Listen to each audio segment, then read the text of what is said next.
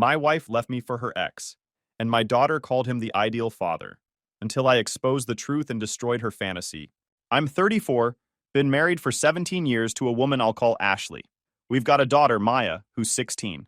I work as an electrical contractor for big industrial sites, dealing with high voltage systems that could turn you into barbecue if you mess up. It's dangerous work, but the money's solid enough that we had a decent house in a nice neighborhood. Nothing fancy, just comfortable. The kind of life you build when you actually give a damn about your family. We met young. I was 17, she was 16. High school sweethearts turned teenage parents when Ashley got pregnant senior year. Most people told us we were idiots, that we'd never make it, that teenage marriages always crash and burn. But we proved them wrong, or so I thought. I busted my back getting certified as an electrician, while Ashley stayed home with Maya. Worked double shifts, took every overtime opportunity, climbed my way up from apprentice to journeyman to master electrician. By 25, I was running jobs. By 30, I had my own crew. We weren't rich, but we were stable. House in a safe neighborhood. Good schools, family vacations every summer. The whole package. Ashley worked part-time at a salon, mostly for social interaction, not because we needed the money. She'd cut hair, do nails, gossip with clients. It made her happy, so I never complained. Figured everyone needs something outside the home. I was working 60-hour weeks sometimes, especially during busy seasons. Industrial electrical work doesn't have a clock. You finish the job when it's done, not when the timer hits 5 p.m. But that was the trade-off. I sacrificed time so they could have security. So Maya could have opportunities I never had. Private school, dance lessons, soccer leagues, the car she got for her 16th birthday. All of it came from those long days installing circuit breakers and running conduit. So there I am at this job site about 30 minutes from home, sweating through my shirt, installing heavy-duty circuit breakers in this factory. My crew's taking lunch, but I'm trying to finish up this one panel so we can test it after break. I'm in the zone, focused, when my phone rings. It's Kevin, my neighbor. Kevin's not the type to call during work hours. We're friendly enough, grab coffee occasionally, watch the game sometimes, but not close enough to be calling each other randomly on a Tuesday afternoon. I answer already knowing something's wrong. My neighbor doesn't do casual weekday check-ins. He sounds panicked when he starts talking. Says I need to get home right now. My stomach immediately drops to my work boots. I'm thinking fire, break-in, something happened to Maya. Then he tells me there's a U-Haul truck in front of my house, like a big 26-footer. Says 3 guys are loading furniture into it, and Ashley's there supervising the whole thing. He thought maybe we were moving and didn't tell him, but something seemed off about the whole situation. My brain just short circuits. I'm standing there in this factory holding a screwdriver, trying to process what he's saying. A U-Haul, loading our furniture, in the middle of a Tuesday while I'm at work? None of it makes sense. I tell Kevin I'll be there in 20 and basically sprint to my supervisor.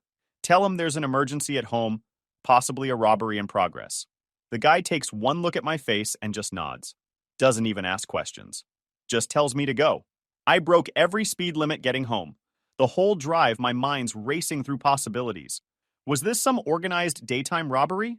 Was Ashley being forced to help at gunpoint? Did she have some kind of mental break? Nothing added up. As I screech into our neighborhood, I can see the U-Haul from the end of the block. Big truck parked half on our lawn. And sure enough, there's Ashley in yoga pants and a tank top, holding a clipboard, looking completely calm, while strangers carry our furniture out of our house. But what really gets my blood boiling is this tall guy in designer sunglasses and a polo shirt. He's pointing and directing the movers like he owns the place. Standing on my property, giving orders about my stuff. I slam on the brakes, throw my truck in park, and jump out so fast I don't even close the door. I storm right up to polo shirt guy and get in his face. Demand to know what he thinks he's doing. This clown barely looks at me, just glances over with this annoyed expression and tells me to mind my business.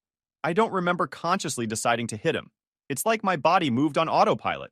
My fist connected with his jaw so hard I felt the impact shoot all the way up to my shoulder. He went down like a sack of bricks, sunglasses flying off, blood already trickling from his lip. I was on him in a second, just blind with rage. 17 years of marriage, working 60-hour weeks, never even looked at another woman. And here's this random guy stealing my things in broad daylight. I'm yelling at him, landing punch after punch. The movers just stand there watching, not even trying to stop me. With one hand still gripping his collar, I pull out my phone and dial 911. Tell the dispatcher there's a robbery at my house, and I've got one of them subdued. Give them my address and hang up. That's when I hear Ashley screaming. She drops her clipboard and runs over, shoving me hard enough that I actually lose my grip on the guy.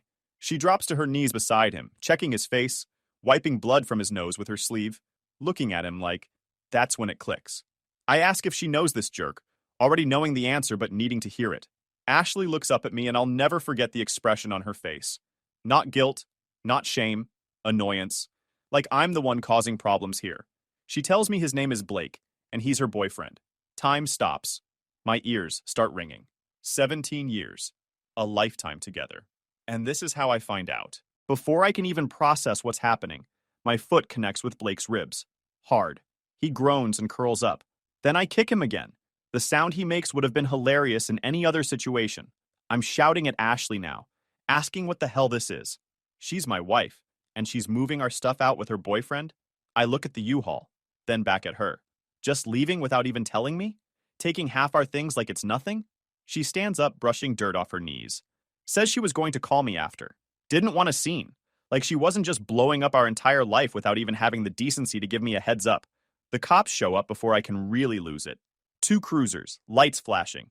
The neighbors are all out on their porches by this point, watching the show. This big cop immediately gets between me and Blake, who's still on the ground moaning, demands to know what's going on. I tell him I'm the homeowner, got a call from my neighbor about people loading my furniture, came home to find this guy directing the movers. My wife apparently decided to leave me and take half our stuff without telling me. The officer looks at Ashley and asks if I'm her husband. She nods, still looking annoyed.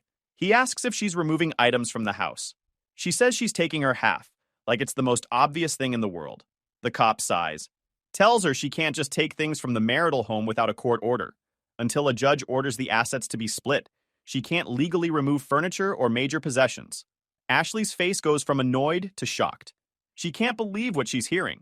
The officer explains that what she's doing could technically be considered theft. Her mouth drops open. Theft? It's her stuff too. But the law doesn't work that way. She needs to go through proper legal channels. By this time, the second cop is helping Blake up. Dude's face is already swelling, blood smeared across his chin. He's giving me the death glare, but wisely keeps his mouth shut. Ashley demands to know what she's supposed to do. The officer says she can take personal effects. Clothes, toiletries, items that are clearly hers alone. But the furniture, electronics, shared property, all that stays until it's sorted out legally. She looks like she's about to argue, but the cop's expression makes it clear this isn't up for debate. He tells her to have the movers start unloading everything back into the house. Ashley's face goes red. She looks at Blake, then at me, then at the cop. Asks how long this is going to take? The officer shrugs. Depends on how fast her people work, but nothing leaves this property until it's all back inside. She turns to Blake, who's still holding his swollen face, and tells him to get the movers started. Blake looks at me nervously, probably worried I'm going to jump him again, then shuffles over to the truck. The cop then turns to me, asks if I want to press charges for the attempted theft. I think about it for a second. Part of me wants to see Ashley in handcuffs, but the smarter move is to handle this through divorce court, where I can really make it hurt. I tell him no, as long as everything gets put back. He nods, says that's probably wise, then asks about Blake. Do I want to press assault charges? I look over at Blake, who's watching me nervously while directing the movers. The guy's face looks like ground beef. He's probably got a concussion. And honestly, I got my hits in. Pressing charges would just tie me up in court for months. I tell the cop no on that too. Just want this guy off my property. The officer seems satisfied with that. He goes over to Blake and has a conversation I can't hear, but I see Blake nodding rapidly. Then the cops stick around while the movers start hauling everything back inside. It takes almost 2 hours to get it all back in. Ashley doesn't say a word to me the entire time. Just stands there with her arms crossed, glaring at everyone. When the last piece of furniture is back in the house, she grabs a bag I'm assuming has her clothes and personal stuff, and leaves with Blake without saying anything. I watch them drive off in Blake's Audi. Then I just stand there in my driveway, looking at my house, trying to process what just happened. Kevin comes over, puts a hand on my shoulder, tells me he's sorry, asks if I need anything. I thank him for the heads up, tell him I'm fine, then head inside. The house is a mess. Furniture in wrong rooms, stuff piled everywhere, but it's all still here. That's something. I sit down on the couch that was almost stolen and pull out my phone. First call is to a divorce lawyer whose number I found online. Get an appointment for the next morning. Second call is to my bank. I freeze all our joint accounts. Third call is to the credit card companies. Cancel all shared cards. By the time I'm done making calls, it's almost 6 p.m. That's when I realize Maya isn't home yet. She should have been back from school hours ago. I text her asking where she is. She responds saying she's at a friend's house studying. I tell her to come home. We need to talk. She says she'll be home in an hour. I spend that hour pacing around the house, trying to figure out how to tell my daughter that her mother just tried to abandon us. When Maya finally walks in, she takes one look at my face and knows something's wrong. I tell her to sit down. Then I explain everything. The U-Haul, Blake, the cops, all of it. I'm watching her face while I talk, expecting shock or tears. But what I see is something else. Guilt. She's not surprised at all. That's when it hits me. I ask her straight up if she knew. The silence that follows tells me everything. She starts crying, saying Mom made her promise not to tell. Said it would be better this way. Less drama, less painful. I'm sitting there realizing my own daughter was in on this. Helped keep this secret while Ashley planned to rob me blind and leave. I ask Maya how long she knew. She says a few months. Ashley had been seeing Blake, told Maya they were in love, that he was her real soulmate. Said she made a mistake marrying me, that she'd been young and didn't know what she wanted. Blake was successful, charming, everything she should have had. And apparently Maya bought into this fairy tale completely. She stops crying and actually looks angry at me. Says Blake treated Mom right, took her nice places, made her happy. Things I apparently didn't do. Took her to fancy restaurants I couldn't afford. Bought her jewelry I would have called wasteful. Listened to her dreams about travel and adventure while I was focused on mortgage payments and college funds. The practical stuff, the boring stuff, the stuff that actually matters but doesn't feel romantic. Maya goes on about how Blake showed up to her soccer games and actually paid attention. How he'd take her and Ashley out for expensive dinners afterward. How he'd ask about her day and remember the details. How he made them both feel special, like they were the center of his world. Meanwhile, I was the guy who came home exhausted, grabbed a quick dinner, and fell asleep on the couch. The guy who missed recitals because of emergency service calls. The guy who said no to expensive vacations because we had bills to pay. I'm just staring at my daughter like I don't even know her. This kid I raised. This kid whose entire life I funded. And she's looking at me like I'm the villain in this story. I ask her what she means by that. Maya launches into this whole thing about how I'm always at work, never home for dinner, missed her school events. How Blake showed up and actually paid attention to her. How he took her and Ashley out for expensive dinners. How he made them both feel special. But here's what she doesn't mention. She doesn't mention that Blake had no responsibilities. No mortgage. No sick kid at 3 a.m. No aging parents who needed help. No real job where people depended on him to keep the power on. Blake had money from his investment firm and time to blow because he answered to nobody. Must be nice. Meanwhile, I'm the one who stayed up all night when Maya had pneumonia at 8, who taught her to ride a bike and drive a car, who helped with homework even when I was dead tired, who never missed a single child support payment or expense because providing for your kid isn't optional. I feel like I've been punched in the chest. I've been working 60-hour weeks to pay for this house, her private school, her car, her entire life, and she's mad because I missed some soccer games? I kept my voice level and asked if Blake was paying for anything. The house? The bills? Her school? Her car insurance? Maya goes quiet. Of course he wasn't. He was just the fun guy who showed up for the good parts while I handled all the actual responsibilities. I tell her that's what a father does. He provides. He sacrifices. He works the long hours so his family can have a good life. But apparently that makes me the bad guy.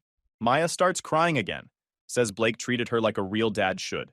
That he listened to her, gave her advice, actually cared about her feelings. I asked when all this started. She says Mom ran into Blake at the gym about 8 months ago. He was her high school boyfriend, the one before me.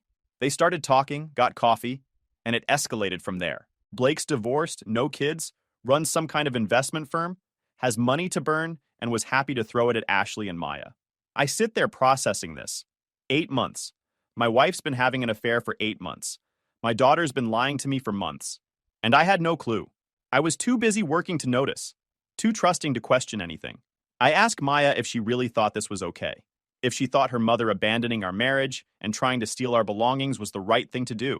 She gets defensive, says Mom deserves to be happy, that she wasted her youth on me, that Blake makes her feel alive again. I point out that Mom is 34 years old, not 60. She didn't waste anything. She made a choice to marry me, have a child, build a life. And now she's throwing it all away for some high school fantasy. But Maya's completely bought into Ashley's narrative. She actually says Blake is better than me. More successful, more attentive, More everything. I ask if Blake knows she's 16, if he knows that getting involved with a married woman with a teenage daughter comes with complications. Maya says Blake loves her like his own, that he told her she could call him dad if she wanted, that he'd be there for her in ways I never was. That's when something inside me breaks. Not in a sad way, in a cold, calculating way. If my daughter and my wife want to burn this family down for some fantasy, I'm going to show them exactly who they're dealing with. I stand up and tell Maya she needs to make a choice. She can stay here with me, following my rules, or she can go live with her mother and Blake. But she can't have both. She can't live in my house while supporting the man who's destroying our family. Maya looks shocked, says I can't do that. I tell her I absolutely can. This is my house. I pay for everything. And I'm not going to sit here while my own daughter treats me like garbage because some rich guy bought her a few dinners. She starts yelling that I'm being unfair, that I'm trying to control her, that this is why mom left me. I stay calm. Tell her mom left because she's selfish and wants to relive her high school glory days, that Blake is having his midlife crisis and mom's caught up in it. But reality's going to hit eventually. Blake's going to realize that a woman with a teenage daughter and an ex-husband isn't as fun as he thought. The excitement will wear off. And then what? Maya says I'm wrong, that Blake really loves them, that they're going to be a real family. I tell her, fine, go be a real family, but don't come crying to me when it falls apart. She storms off to her room, slams the door. I hear her on the phone, probably calling Ashley. An hour later, Ashley shows up, furious. She comes into the house without knocking, starts yelling about how I can't threaten Maya, how I'm manipulating her, using her against Ashley. I don't raise my voice. Just tell Ashley that Maya made her choice when she decided to lie to me for months, that she helped you plan to abandon this family, that she's been spending time with Blake while bad-mouthing me. So yeah, she can go live with you if that's what she wants. But she's not going to live here and disrespect me. Ashley says I'm being cruel, that Maya's just a kid caught in the middle. I point out that Ashley put her in the middle by involving her in the affair, that Ashley destroyed this family, not me. Ashley goes quiet, then asks what I want, what it'll take for me to let this go, not tell Maya's grandparents, not make this ugly. I tell her I want a divorce, full custody of Maya, the house, and she can have Blake. That's it. Non-negotiable. Ashley's face goes pale, says she can't agree to that Maya wants to be with her. I shrug. Tell her Maya can choose.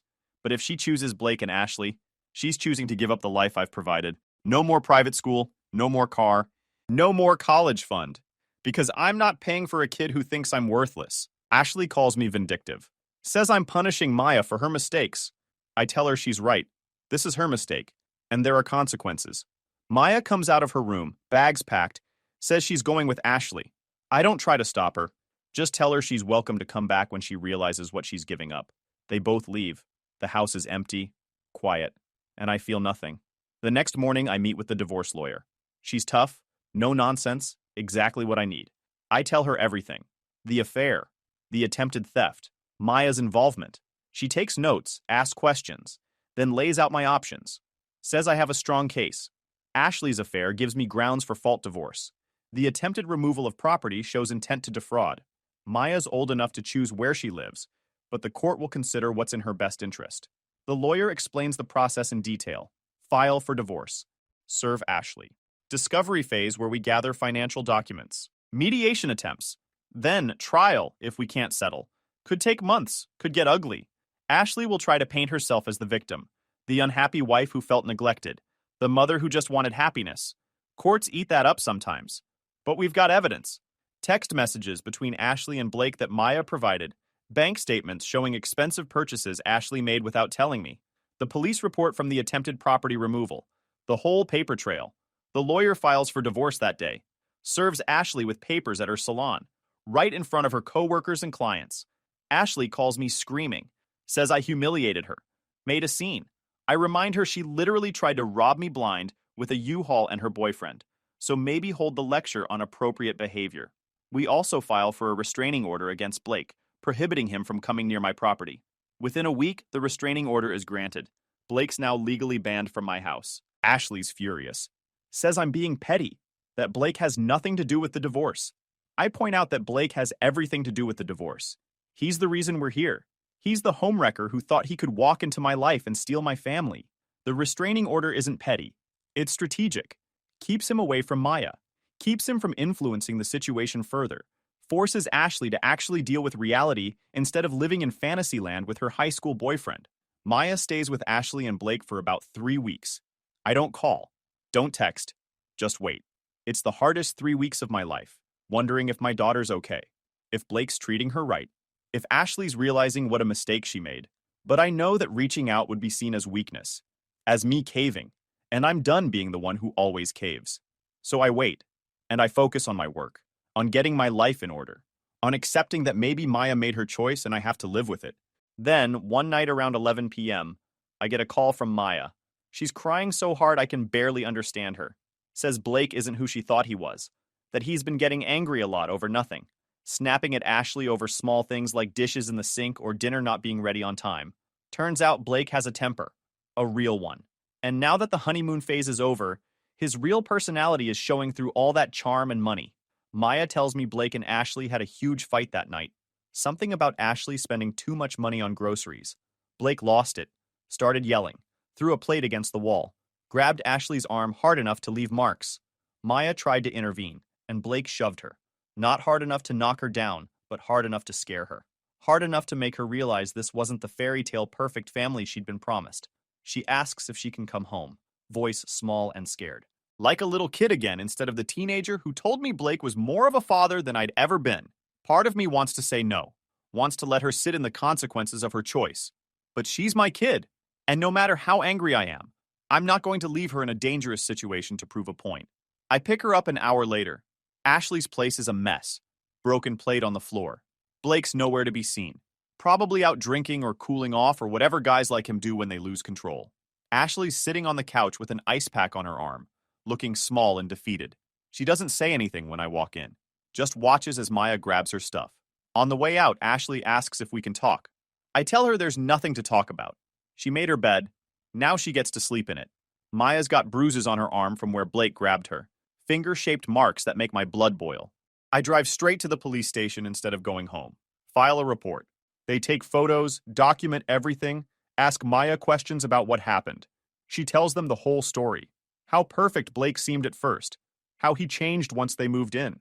How tonight wasn't even the first time he'd gotten physical, just the first time it scared her enough to call me. The officers are professional about it. Say they'll follow up. That Blake will probably face charges for assault. Then, I take Maya home. We sit down and have a long talk. She apologizes. Says she was stupid. That Blake seemed perfect, but it was all an act. That Ashley's miserable now. That she made a huge mistake. I tell Maya I forgive her, but things are going to be different now. She's going to show me respect. She's going to contribute to this household. And she's going to understand that being a parent isn't about being fun. It's about being there when it matters. She agrees. Says she gets it now. That Blake was all flash and no substance. While I was the one actually taking care of her. The divorce proceeds. Ashley tries to fight it at first, but once the evidence of the affair comes out, her lawyer advises her to settle. She doesn't have a leg to stand on. The court documents lay it all out. Text messages between her and Blake that Maya provided. Bank statements showing expensive purchases Ashley made without telling me. Restaurant charges, hotel stays, jewelry I never saw her wear at home. The whole paper trail of deception. Ashley's lawyer tries to spin it. Says she was unhappy in the marriage. That I neglected her emotional needs. That Blake filled a void I created. But my lawyer shuts that down fast. Points out that being unhappy doesn't give you the right to commit adultery or attempt to steal marital assets. That if Ashley was so miserable, she should have filed for divorce before starting a relationship with someone else. Should have had an adult conversation instead of sneaking around for 8 months. I get the house, primary custody of Maya, Mary. Ashley gets visitation rights and has to pay child support since I make more. The settlement takes about 4 months to finalize. 4 months of Ashley trying every angle to avoid responsibility, claiming Blake manipulated her, that she was going through a midlife crisis, that I should forgive her because we'd been together so long. But the judge doesn't care about excuses, just the facts. And the facts say she cheated, tried to steal property, and involved our minor daughter in the affair.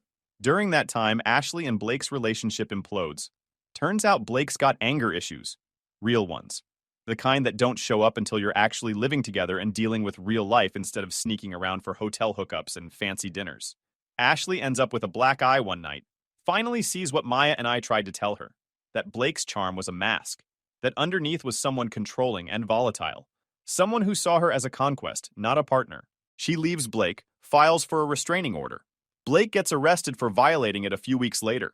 Shows up at her work demanding to talk. Makes a scene in front of customers. Cops haul him away. He spends a month in county lockup. Karma's got a weird sense of timing, but it rarely forgets where people live. Ashley tries to reconcile. Shows up at the house one night, crying. Says she made a mistake. That she never stopped loving me. That Blake was a fantasy that blew up in her face. She asks if we can try again. If I can forgive her. I look at her standing on my porch, mascara running down her face, looking broken. And I feel nothing. Tell her no. That ship sailed, hit an iceberg, and sank. She begs. Says she'll do anything. Go to counseling. Cut off Blake completely. Prove she's changed. I tell her I'm not interested. That she showed me who she really is. And I believe her. She asks about Maya. Says she wants to see her more. I tell her that's between her and Maya. But she needs to get her life together first. Get stable housing. Get a job that isn't dependent on tips. Actually show up when she says she will.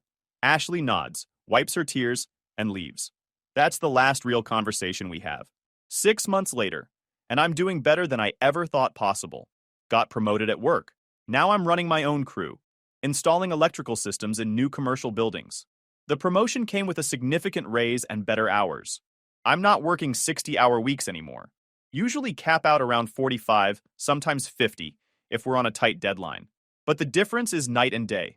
I'm home for dinner most nights. Can actually help Maya with homework. Have energy left at the end of the day to do more than just crash on the couch. The money's better too. Good enough that I started investing. Set up a proper retirement account. Maxed out Maya's college fund. Even have enough left over to actually enjoy life a bit. Nothing crazy.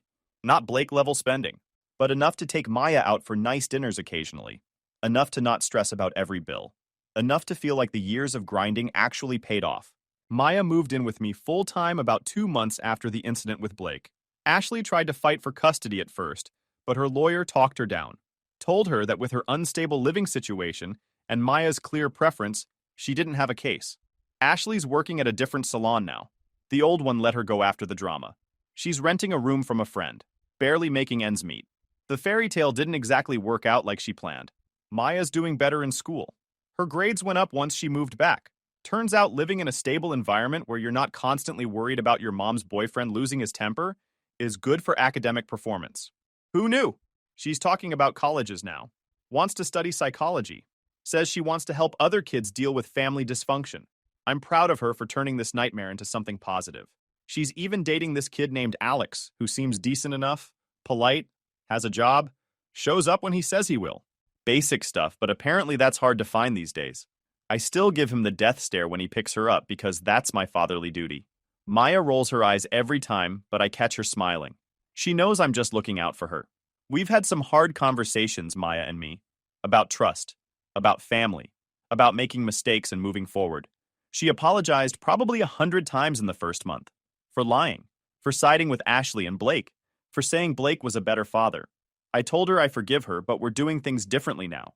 She contributes to the household, does her own laundry, cooks dinner a couple nights a week, follows the rules I set. And in return, I'm more present, more involved, less focused on just grinding at work, and more focused on actually being there. It's a trade-off that works for both of us. She's dealing with everything through weekly sessions that are helping her process what happened. The whole experience really messed with her head. She went from thinking her parents had it all figured out to watching everything explode. Then she got caught up in Ashley's fantasy, only to discover it was built on lies. Now she's trying to figure out what's real and what's not. It's heavy stuff for a 16-year-old, but she's handling it better than most adults would. Last weekend, she asked about her mother. They talk occasionally, but Ashley hasn't been consistent about visiting. Maya wants to know if I ever miss her. I think about it while we're making dinner together. Tell her honestly that I miss who I thought she was. But that person never really existed. So no, not really. Maya nods, seems to understand. Then mentions Ashley keeps asking about me, whether I'm seeing anyone. I chuckle. Tell her to inform Ashley to worry about her own love life. Speaking of which, I have been seeing someone. Nothing serious yet, but it's promising. Her name's Nicole. She's a project manager for one of the companies that hires my electrical crew. We met on a job site when she called me out for using the wrong gauge wire. Turns out they changed the specs and nobody told me. She was right. Nicole's smart. Doesn't take any nonsense. Makes me laugh. And she's completely different from Ashley in every way that matters. She's also been divorced, so she understands the baggage, the trust issues, the hesitation to dive in again. We're taking it slow. She's met Maya a couple times, just casual dinners. Maya likes her, which is a relief. Ashley still tries to contact me occasionally, mostly about practical things, tax documents, questions about health insurance for Maya. But sometimes she tries to get personal, asks how I'm doing, if I'm happy, if I ever think about what we had. I keep it strictly business. There's no going back, and honestly, I don't want to. I ran into Ashley's parents at Maya's school concert last month. It was awkward at first, but her dad Robert shook my hand, told me I'm a good father, better than they gave me credit for. It wasn't quite an apology, but it was something. They'd bought into Ashley's version of events initially, but seeing how everything played out, seeing Maya thriving with me while Ashley struggles, they get it now. As for Blake, I heard through the grapevine that he violated the restraining order and spent time behind bars. Can't say I'm broken up about it. A year ago, if you'd told me my wife would leave me for another man and my daughter would be complicit in hiding it, I'd have said it would destroy me completely. And for a while, it nearly did. But here I am, still standing. Stronger maybe than I was before. Life didn't just go on, it got better. Not in some movie montage where everything's perfect kind of way, but in a real way where your chest doesn't feel like it's caving in every time you walk through your own front door. The silence in my house used to feel like screaming. Now it just feels like peace. Maya and I are solid now. Real solid. That took time and some brutally honest conversations, but we found our way back. She's got this crazy level of emotional maturity now. Tells me she wants to study psychology so she can help other kids deal with the stuff most families barely talk about. That's her calling. She's got the heart for it. Ashley's still out there making Ashley choices. Last I heard, she's dating some guy from a car dealership who wears too much cologne and says bro, unironically. Maya meets up with her every few weeks for lunch or whatever. I let them have their space. I've got no energy left to police that dynamic. It's not my circus anymore. Not my monkeys. And me? I'm doing fine. Better than fine, actually. Nicole moved in a little while ago. She's nothing like what I thought I needed, and somehow exactly what I do. We keep it simple. She makes Maya laugh, and that alone earns her serious points in my book. We sold the house recently, wrapped up all the paperwork, and walked away from all the ghosts that came with it. Even split the profits with Ashley. Call it a business transaction in the name of sanity. I don't regret how I handled the divorce. You don't fight a forest fire with a squirt gun. When someone's torching your life, you grab the hose and bulldoze the burnt leftovers. Clean slate. Zero apologies. The divorce was finalized months ago. The house is sold. Ashley got her half, which she probably blew on whatever new fantasy she's chasing. I took mine and invested it. Put some toward Maya's college fund. Used the rest as a down payment on a place for Nicole and me. Something smaller, more manageable. Maya's got her own room there. Decorated it herself. Has sleepovers with her friends. Does her homework at the kitchen table while Nicole and I make dinner. It's normal. It's stable. It's everything that was missing from the chaos Ashley created. Guys, we are so close to hit 100,000 subscribers on this channel. If you are not subscribed to the channel, please consider subscribing. It really helps hit that 100,000 mark. Thanks for making this dream come true.